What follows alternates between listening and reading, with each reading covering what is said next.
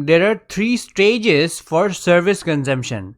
These are a little different from product consumption stages, and the stages are called pre-purchase stage, then you will have the service encounter stage, and the last one is post-encounter stage. The names are like this because although you will make a purchase, you are not likely buying something and going home all the time. You have to be more or less present in the process.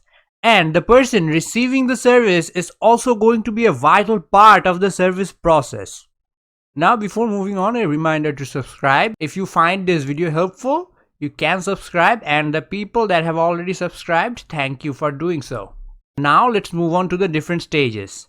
In the pre-purchase stage, the first thing we have is the awareness of need. You will feel the need to purchase or experience a certain service. There can be a lot of service examples. The simplest example can be, let's talk about eating at a restaurant. After recognizing the need, you will look for different alternatives that you can choose from.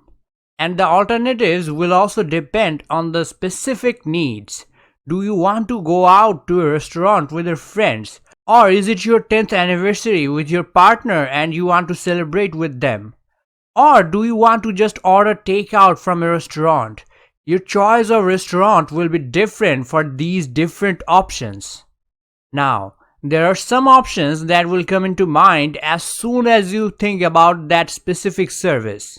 The collection of those brands are called evoked set.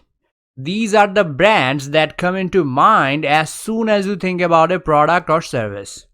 And marketers will give everything to get to the top of that evoked set. There are many reasons behind why you have a certain preference over others. It might be because of positive previous experience. It can be because of easier access. You might have watched their ads before and are thinking about trying it out.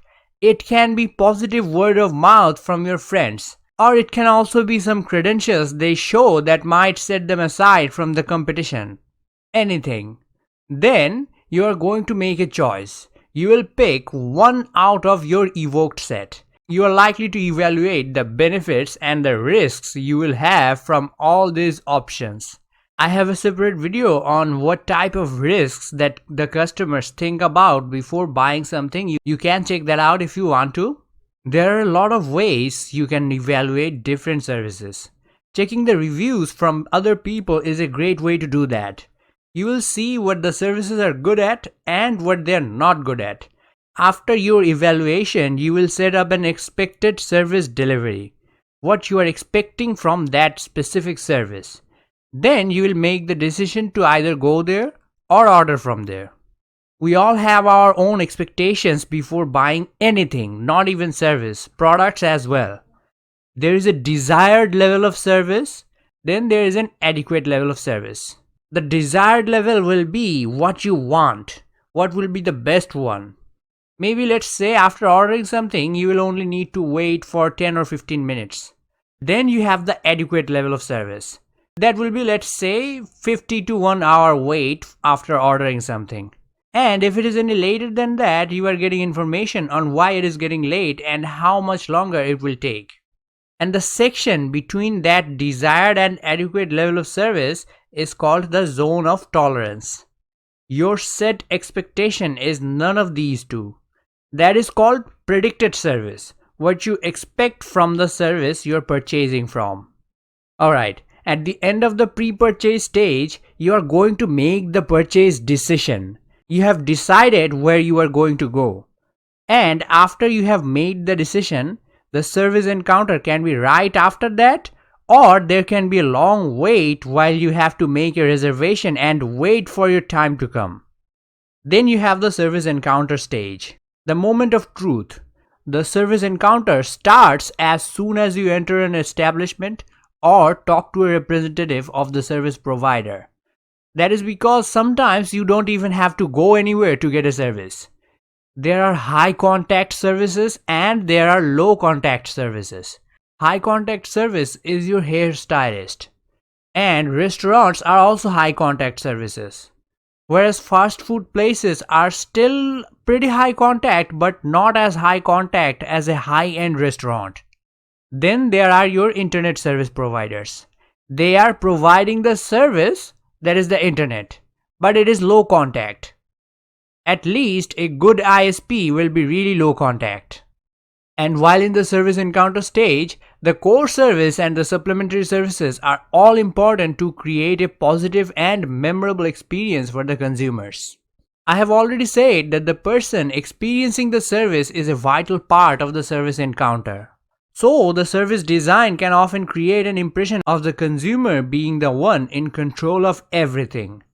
That is, perceived control. If the consumers think that they are in control, they will feel better. This is mostly done by giving people more and more options and customizations. Think of it this way. Easy example. You go in and there are only 3 hairstyles you can choose from and you will get exactly that. Or you can tell that person exactly what you want and you will tell them along the way how you want it changed. Which one will make you feel better?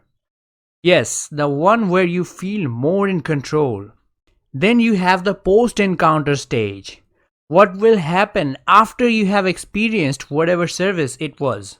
You will either feel satisfied or dissatisfied, or something in between. It has something to do with your expectation and perceived service performance.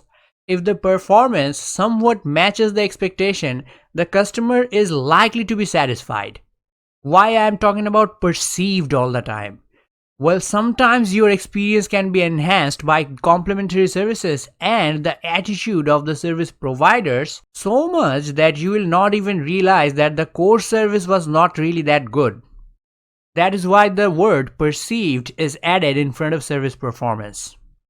If the performance matches and exceeds the expectation by a lot, then the customers are likely to be delighted and the likelihood of them getting back to the same service will be much higher.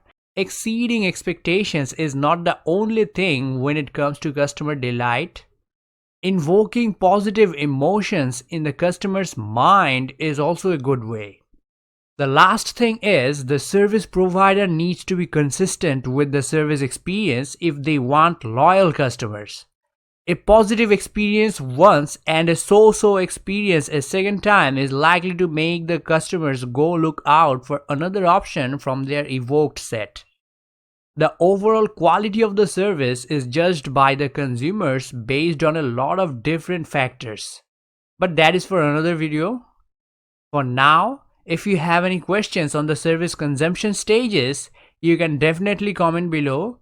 I will either answer the question below or I will make a new community post and give a detailed answer. I have a Patreon account where you can support the growth of this channel directly. And liking this video, sharing it, and even subscribing to the channel can also help the growth of this channel. And now, time for a bonus section. The Nobel Peace Prize in 1919 went to Thomas Woodrow Wilson, mostly known as Woodrow Wilson. He was the 28th President of the United States. He was awarded this prize in that year because of his role as the founder of the League of Nations. He created the League of Nations with the goal of world peace. Well, this is the official end of this video. Thank you so much for watching. If you are still watching, remember to take care of yourself.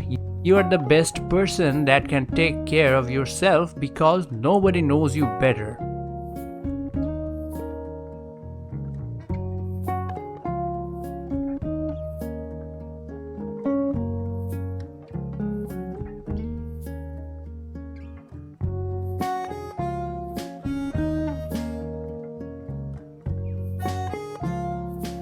Goodbye for now.